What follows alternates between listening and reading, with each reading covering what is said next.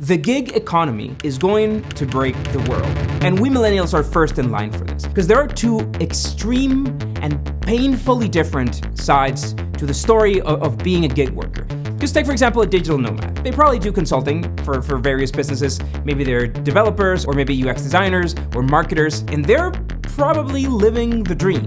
Wave, sunset, waves again. So much more upliftment and energy and support from like my environment here. Digital nomads are the poster child of this concept of gig economy.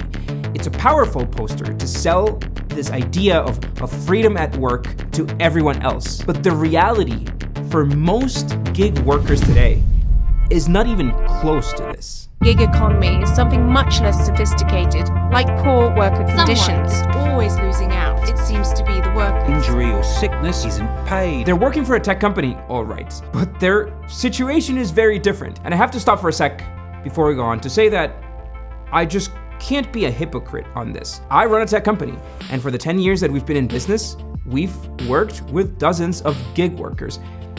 Because we run a business, because supply and demand, and we're paying them fairly as gig workers, as contractors for the work that they're doing.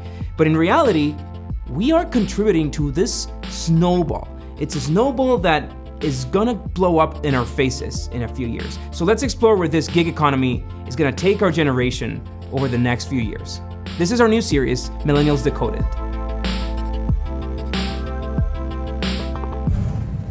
When we research projects like these, the main problem that we have to deal with is sorting through this endless amount of information. And in the last few years, it's become increasingly difficult to separate good information from bad, or to even know where that information is coming from. And our sponsor today is looking to solve that. It's a company called Ground News. It's a website and an app that lets you quickly drill down into any story to see what's really going on. Let's take this one, for example.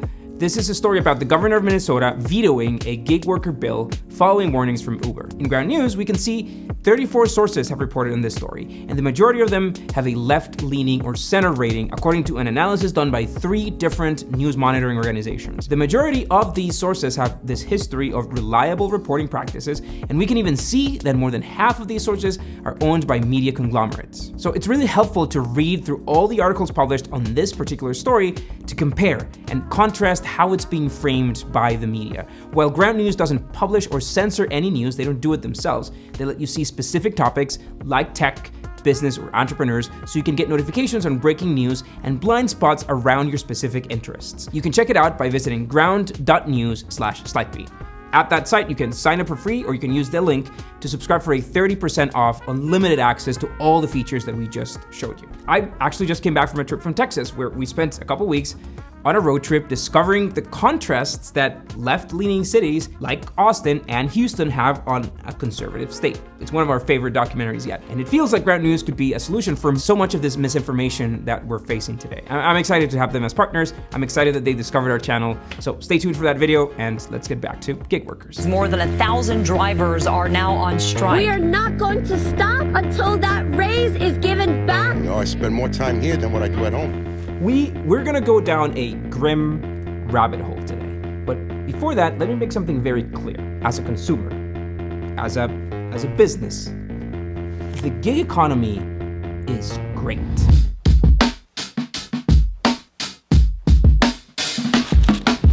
Yes, I know many gig workers struggle. Yes, it's a time bomb. Yes, I know it's gonna screw us up in the future.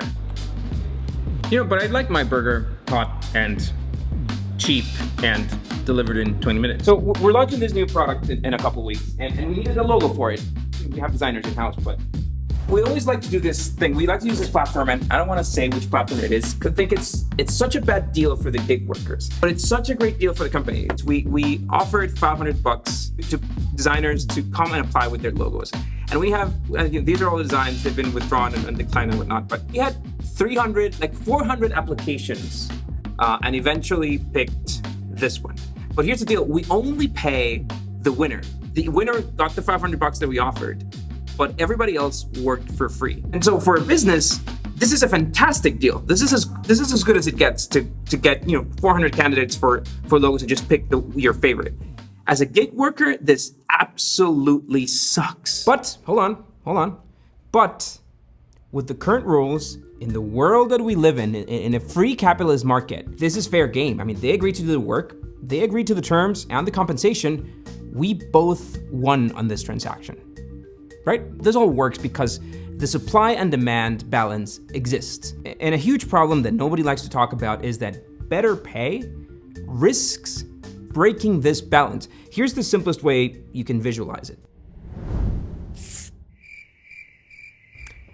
Let me explain that. A few years ago, California passed this law that made it more strict for companies to determine whether someone that's working for them is a contractor / a gig worker or an employee.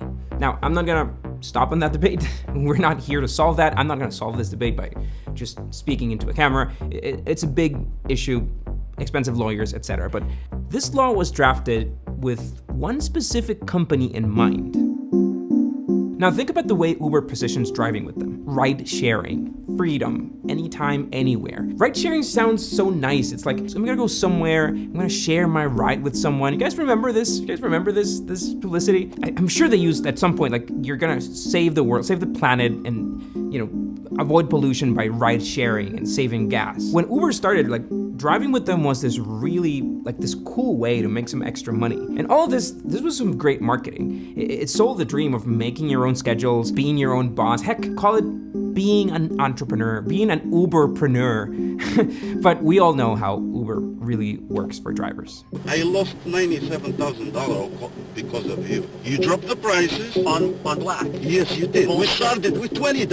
Some people don't like to take responsibility for their Take shit. responsibility. They blame everything But in why their you life on sending somebody an email else. for town car? Good luck.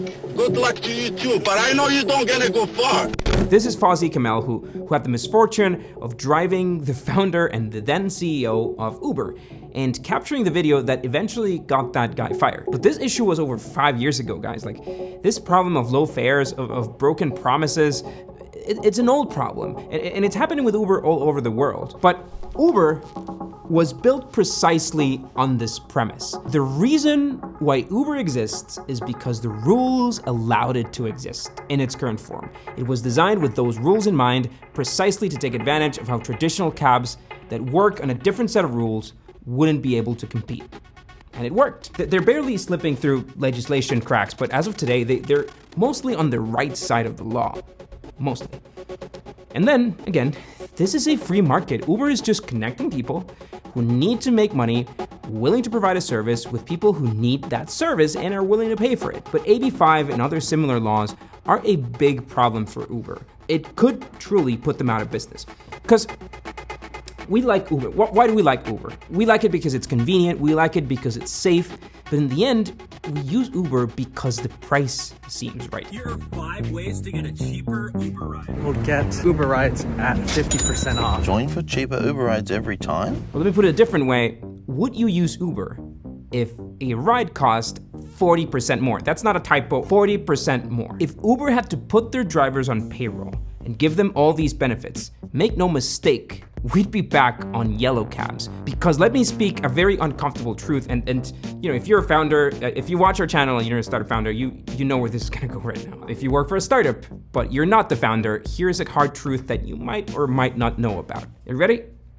Ready? Having payroll employees is expensive. Let's say that your company offered you a $60,000 a year salary. That's a nice round number. It looks like $5,000 a month, but we all know that it's not. After you account for your income taxes and your FICA and your other state insurance stuff, you're probably gonna end up short of $3,500 per month. This is a math that we did for Brooklyn, but it is really similar across most developed countries. Now, as an employee, you might or might not suffer over those 30% that you're giving to the tax man, but most people have no clue how much their employer is really paying to have them sit in the office. Because if you stack your payroll taxes, that there are payroll taxes that also come out of the employer's end. If you stack medical insurance, pension matching, paid vacation, if you're a startup, there's a real possibility that you can go out of business. So if you're responsible, you should be saving up a little bit of your employees' potential severance payment if the company goes out of business. Well, that number goes 30% more in the US and up to 50% more in other countries around the world. That's how much that employee costs the company every month. Now, before you say that these benefits aren't mandatory in the US, because, I mean, technically they aren't, well, the truth is that they're a standard for most decent companies, and we need to hire, like, decent people if we want to run a startup. Now, I come from a different country. I come from a country where all of this stuff is not optional. It's mandatory, and don't get me wrong, like, I think it's great for employees to be protected in case they get laid off, but that all costs money, and it's money that us, the businesses, it's money that we have to pay. But that's not the point of this. The point is that you would delete your Uber app in an instant if your fares moved 40%. And disclaimer, like, I'm not saying that us millennials are stingy. We're all struggling to make ends meet here. Like 40% more for our Uber rides is a lot of money. And so the math that I showed you still doesn't include liabilities, just the possibility of an employee suing you for, for reason, or the time at work that people spend by the water cooler, or invited to a meeting where they didn't have to be in. What employees see on their paycheck is just about half of what the company is actually paying them every month. Well, here's a bright idea.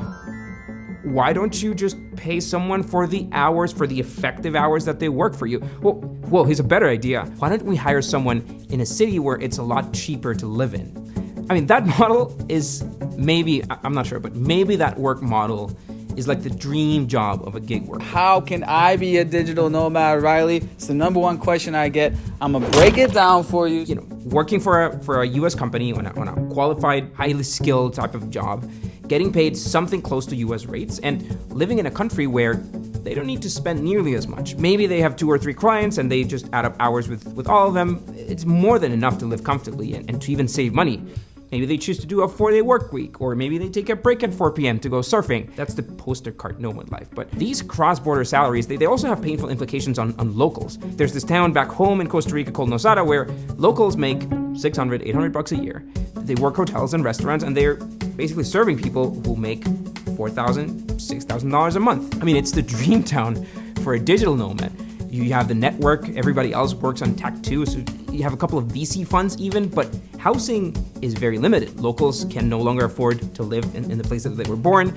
They've been displaced to other areas. Parts of the town flood during the rainy season, and that's of course where the locals have to live. We did a whole documentary on Osara. I'm gonna link that below, but that's just the way of the world, right? We have to adapt. We can't stop globalization or remote work, but we are not necessarily looking ahead. As a generation, I don't think that we're planning ahead. We always complain about boomers, because boomers, like, they didn't look ahead and they didn't look out for the planet, they didn't recycle, they didn't care about climate change until it was too late. And it's true, boomers, come on. Like, my elementary school textbook still said that water was this infinite resource. But we're sort of doing the same thing. And the guy in Osara is not the example. These are all trained, skilled, qualified, internet savvy, financially literate gig workers. They're probably already doing half their work using GPT. These guys, man, like, they had enough disposable income to bet on Bitcoin early, and maybe they're millionaires because of that, or maybe they bet late and they lost money, but that still didn't really affect their livelihood. Soon enough, they're gonna save enough money, they're gonna buy some beachfront property. In a few years, they're gonna slow down on their work, they're gonna keep some of their clients, and they're gonna live happily ever after. I mean, these guys, they're fine. They're fine, but that's not what gig work means for everyone else. Just look at the other side of that exact equation. Take a graphic designer. So there's a graphic designer that lives in the US. I mean, it doesn't even have to be a major city.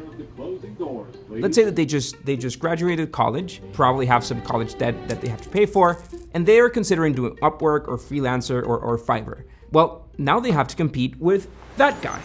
Or tougher still, they have to compete with someone on the other side of the world. That contrast gets even bigger if you bring Southeast Asia into the mix, where a graphic designer can probably target $5 an hour and do great. And another disclaimer here, like this was a struggle for me to wrap my head around. In the West, in our side of the world, we understand that countries like Thailand or India are very affordable countries to live in, but we still assume that if someone is making $300 a month, they're living in poverty. I think it's really hard to wrap our head around living with $300 a month. Well, they don't. We flew there and we checked and we saw it for ourselves. That's a whole other video. It's one of my favorite videos that we've produced, but sorry, I'm not gonna plug any more videos anymore. The point is, it's really hard to compete on online internet gig work if you live in a developed country. It's almost as if these platforms like Upwork, they were designed for US companies to hire freelancers overseas. Heck, It's not just hard to be a freelancer or a gig worker, it's hard to be a payroll employee these days, which actually brings me to this number. 44% of millennials in the US have more than one job. 64% are looking for some kind of side hustle. I get it, we spend more money than we should in those Starbucks, but I still bet most people would rather just have one job. And that's not just the US, by the way. Other countries are following suit with people having multiple jobs. Upwork estimates that the US will have 90 million freelancers by 2028, and that's a third of all US adults. Today, the largest group of people that have to do gig work is, of course, millennials and our friends, Gen Zs. Hi, Gen Zs. Gig workers, as you'd expect, experience more mental distress, more loneliness, less life satisfaction compared to full or to even part-time workers. They're actually much closer to unemployed people. And all of these, they're profound problems in our society. We're trying to find ways to solve them and to solve them for today. But that's the short-term part of the problem. I think nobody's really talking about the long-term problem. Maybe we just can't find the time, or it's just too much to handle. Because the elephant in the room here is pensions. And we're already seeing the ripple effects. Only 27%, it's like a quarter of US workers today, are on track to having enough money to retire. I don't think that many of them realize that.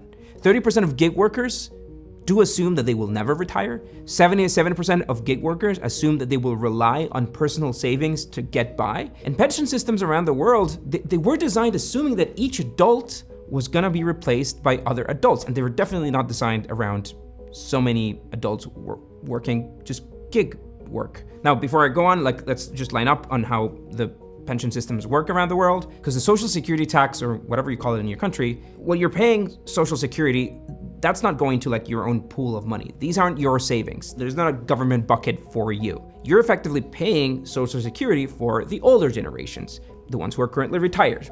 You're welcome, boomers. Pension systems around the world were designed with that premise in mind. As new humans come into the world, they have jobs, not gig jobs, but actual jobs that pay social security, contribute to the system for their elders. When they get old, new humans support them.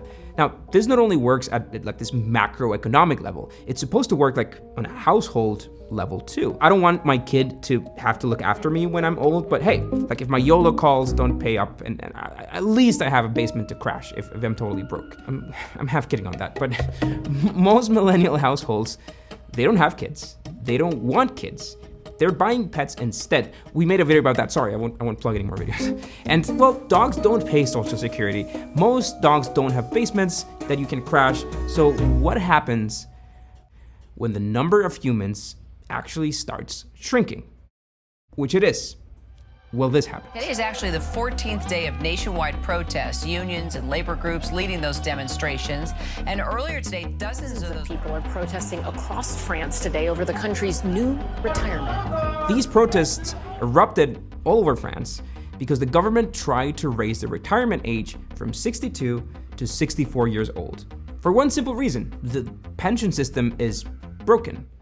There are fewer people alive to support it, and pensioners are living longer because health got better. The country has had to go into debt to maintain their own system, because just to give you some numbers, in the year 2000, you had 2.1 workers for each retiree. By 2020, you had 1.7 workers. And by 2070, the country is expected to have 1.2 workers per retiree. That means there are more people that need a pension and just fewer young workers to support them. And well, France is a developed country. I mean, they have one of the best pension systems in the world. They have a very low rate of pensioners that have any risk of falling into poverty. But in the end, even today, this is the country's money. It's tax money, or debt that eventually gets paid with tax money, that's sustaining everyone.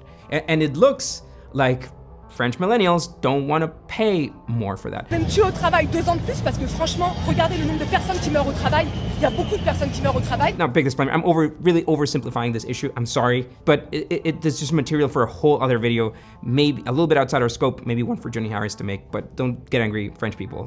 Point is if we're still working when we're 64, which we probably will, then that's just gonna be a lot more taxes for us and a massive tax burden for the generations that come after us. So let's look at this perfect storm. Millennials need to have multiple jobs to get by. In other words, a single job today is apparently not enough to sustain a human, or at least our spending habits. Many millennials and Gen Zs choose not to have kids because they can't afford them. In the US, raising a kid costs around $14,000 a year. So many millennials have spent their lives working gig jobs. That means that they haven't really had time or money to think about a pension or to start a 401k. And even if they have one, it's just based on the payroll side of their income, not the gig side of their income. And to make matters worse, boomers who are retired today probably own their own homes. When boomers were, in their 30s as millennials, they were already 3 times more likely to own a house.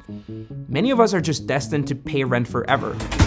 Yo, welcome to my apartment. Yo, this space is so... Maybe get lucky and inherit a home from a relative, but oh, wait, hold on. There's even one more that we haven't talked about. Healthcare. The US in particular struggles with this because of how expensive and broken the health system is. That's a topic for another day. The US life expectancy is lower than most developed countries, and one of the main reasons for this is that so many people are spending their lives without decent health insurance. So they are just delaying going to the doctor or getting any preventive care. That means that when they do get sick, the bill is likely to run a lot higher. 1,326, that's after discounts, because the initial is 11,220. / surgical supplies and devices, so I guess like maybe a scalpel and the actual mesh they put in me. $13,777.02. We say healthcare is the leading cause of personal bankruptcy. It's the first, second, third, fourth, fifth. For gig workers in the US, getting health insurance is expensive, is really expensive. A health plan as a self-employed individual can be more than twice more expensive than what your employer would pay on a company-funded health insurance plan. And so people who work their lives as gig workers, they just might not have health insurance at all. So, I mean, I don't want to be too grim here, but let's picture life in 2060. You're in your 70s, the government has managed to scramble some form of social security system by either going into debt or taxing your grandkids. No, wait, actually, scratch that. You don't have grandkids because you never had kids. So the government has managed to scramble some form of social security by taxing someone else's kids. You still have a job, it's probably an online gig.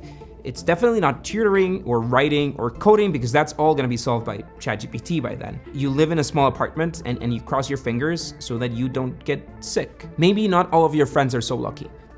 Many of them are broke, some might be homeless, or they've just had to move abroad. Unless you're part of the select few millennials who managed to save a lot of money or to own some property, you're gonna live in a real danger of being evicted if you mismanage your money or if you have an unexpected hospital bill. Whoa, oh, okay, it's too far. Let's talk some solutions, maybe. So what can we do about it? Well, that actually does get us back to those 3 letters. If governments force these companies to pay some real benefits to their gig workers, well, maybe the system could be rebalanced. The UK actually went through the hoops. The Supreme Court ruled that Uber drivers are workers, that they should have all the benefits and they're entitled to all the benefits of a worker. India is following suit, especially considering that so many people in the country works informally, over 90%. Literally today, as we were shooting, New York City announced a new law that creates a minimum wage for delivery workers in the city. And that still doesn't give them other benefits, healthcare or pensions. I mean, but it's a step to recognize that we just can't keep going on like this. These problems are gonna bite us in the ass in a few years. Our generation needs to accept that we can't trust that Social Security will be our source of income when we're old, or after funds in the Social Security program run out, which in the US, it's estimated to happen in 2041. We need to prepare to be on our own. We need to prepare and pace ourselves to work a few extra years, and we, of course, should be saving some money up. Like, I generally think that it's not a bad idea to consider retiring in a friendlier country, maybe one with good healthcare that doesn't cost a fortune, or maybe one where you can still afford a house, or at least rent without straining yourself. And this is not a commercial for my home, Costa Rica. As founders, it's kind of our job to find the space in the cracks, right? It's our job as company founders to find that crack that Uber found, to find a business model that's better than anything else. Heck, I mean, we're the ones building AI tools that are replacing humans. We're literally building one called Teammate, and it's designed to replace humans. I told you, I don't want to be a hypocrite with making this video, but depending on the color of your hat, you may think that we're on our own. It's survival of the fittest. Or on the other hand, you might think that it's the government that needs to do something about it. We clearly don't want to pay 40% more for the stuff that we get from gig workers today. But hey, that's why we make these videos. I don't have a solution. I hate making a video where I can't come up with a solution, and for this, I can't. But my contribution here is just making you aware of this. And before you go put all your money in the stock market, don't. Go watch our documentary on what has caused all major economic recessions in history. I think it's a useful watch. Last commercial of the day. We've started a weekly newsletter that gives you an extended version of our most important stories. Also, don't forget to check out Ground News. Thanks again, guys, for sponsoring today's video. And last but not least, I think a fellow millennial could find this video useful. So we appreciate the subscribe and the share. Thanks a lot for watching.